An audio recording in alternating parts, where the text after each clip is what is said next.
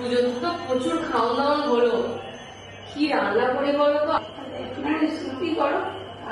তাহলে এক কাজ করি, স্যুপ না করে না একটু চিকেন স্টু করে। কিন্তু আমার তো মানে জানো ওসব আতিপাতি রুচবে না মনে, চিকেন স্টু করে দেবো, বাট স্পেশাল করে দেবো। স্পেশাল দারুণ চিকেন স্টু বিক্রি হয়। চলো আমাকে হেল্প করে দাও না, চলো তুমি কেটে কুটে দাও।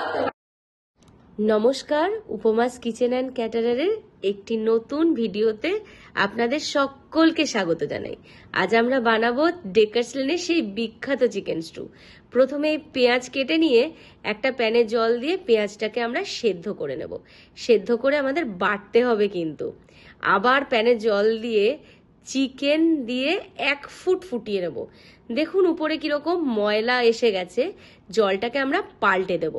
এবার একটা বোলের মধ্যে গাজর, বিনস, আলু আর পেঁপে ভালো করে কেটে নিয়ে, এরকম ডুমো ডুমো করে কাটতে হবে, কিন্তু কেটে ভালো করে ধুয়ে নিতে হবে। এবারে আদা দিয়ে আর মরিচ গোটা দিয়ে প্যানের মধ্যে জল দিয়ে ফুটিয়ে নেব। চিকেন দেব, পেঁপে দেব, গাজর দেব, বিনস দেব আর আলু দেব। ভালো করে সেদ্ধ করে নেব। তেজপাতাও 2টো দিয়ে দেবেন। ভালো করে সেদ্ধ হয়ে যাওয়ার পরে মোটামুটি 20 মিনিট টাইম লাগবে। সেই সেদ্ধ করে রাখা পেঁয়াজটাকে বেটে নিয়ে কড়াইয়ের মধ্যে মাখন দেবেন বেশ দড়া ঝাতে। এবারে সেই সেদ্ধ করে রাখা পেঁয়াজটা দিয়ে কষাতে হবে। বেশি কষাবেন না, যাতে রংটা কালচে না হয়ে যায়। আর মরিচ দেবেন, গোলমরিচ কিন্তু দেবেন না, গোলমরিচ দিলে রংটা কালো হয়ে যাবে। এবার সেই সেদ্ধ করে রাখা চিকেন, আলু, গাজর, পেঁপে, বিনস সেই মশলা কষানোর মধ্যে দিয়ে দেবেন।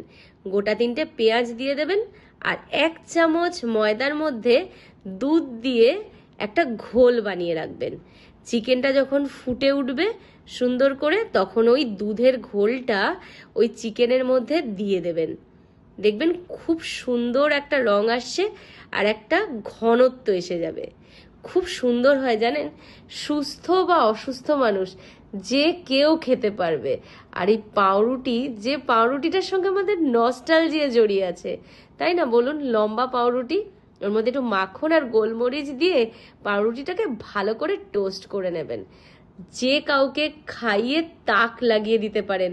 বাড়ির লোক বিশ্বাসই করবে না যে এটা সেই ডেকার্স লেনের বিখ্যাত চিকেন স্টুটা নয়, আপনার নিজের হাতের বানানো।